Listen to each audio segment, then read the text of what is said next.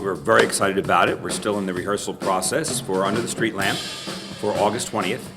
And the guys have been rehearsing for about 3 weeks, off and on, here at Star Plaza. The show will air starting in December on PBS stations nationwide. So very excited about that. 7 musicians, your 4 great vocalists, the 4 leads from the recent Chicago run of Jersey Boys. And they sound great. It's just a unique style, an incredible sound, bringing back the great American songbook. I mean, songs that everybody grew up with, whether it be from 2 generations ago that 2 generations subsequent to that have been listening to, but songs that everybody will recognize and have fun with and sing along with and clap along with, we hope, and truly enjoy. These guys are extremely talented, and it's their singing, their dancing, their camaraderie. They bring something special to the theater and, of course, to the television audience.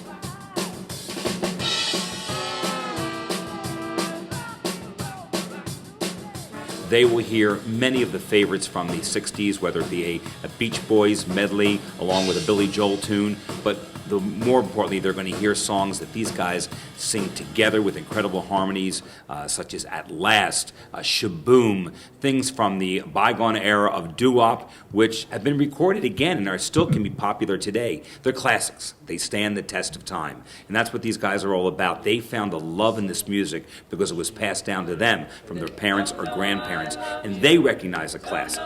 And these are the tunes they'll be singing and entertaining the audience, as well as some songs from Huey Lewis and even the Beatles.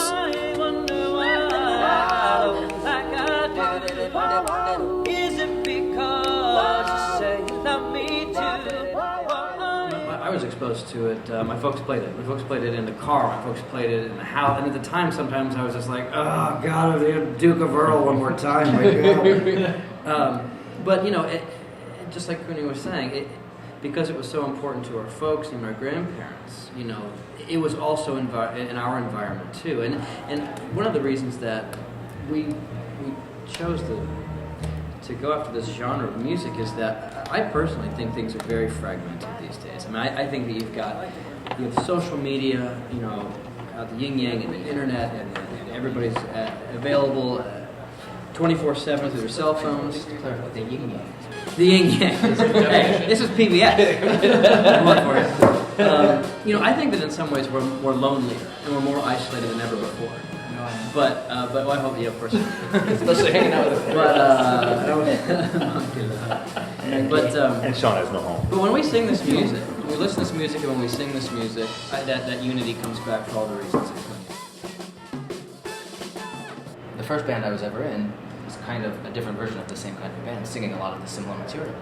And the man who was in charge of that, sort of my mentor musically, we would have a lot of conversations about how when he was growing up on the radio in the 50s and 60s, there was only one place for music, and it wasn't filtered the way it is now. You didn't have the country station, the R&B station, the rap station, the rock station, you know, the talk radio station. You had the FM station, and you got what you got. And so, as far as like a collective conscience is concerned, everybody, whether they loved the Beatles or they liked Petula Clark or they liked, you know, the Drifters or whoever they were listening to, they all went to the same source.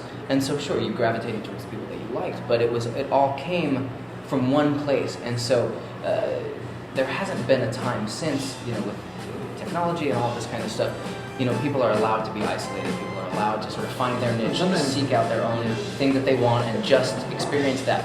Well, during this period of time, everybody had access to, everybody was exposed to the same, you know, musical tapestry. Thank you.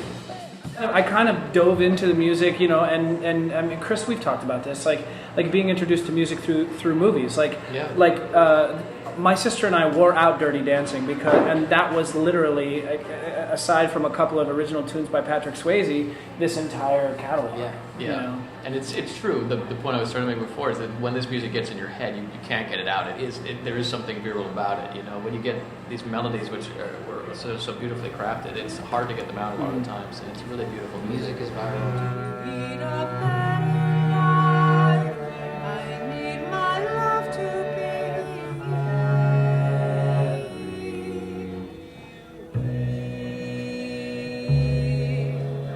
Making each day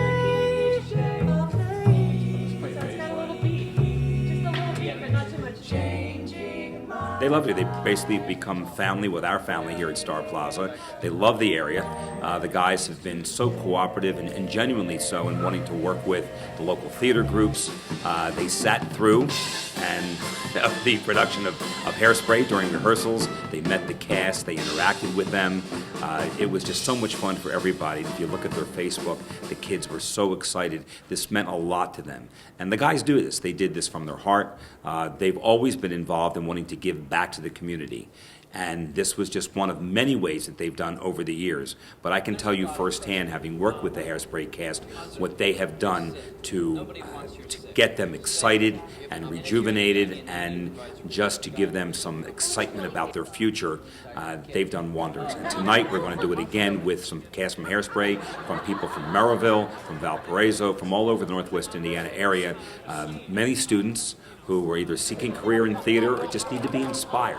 And that's the key word, I guess, you can associate with these guys. They're very inspiring. They've made it. They're 30-something, good-looking guys. They can tell you what they've done with their career to date and where they're going. And it's quite inspiring to anybody looking to get into show business.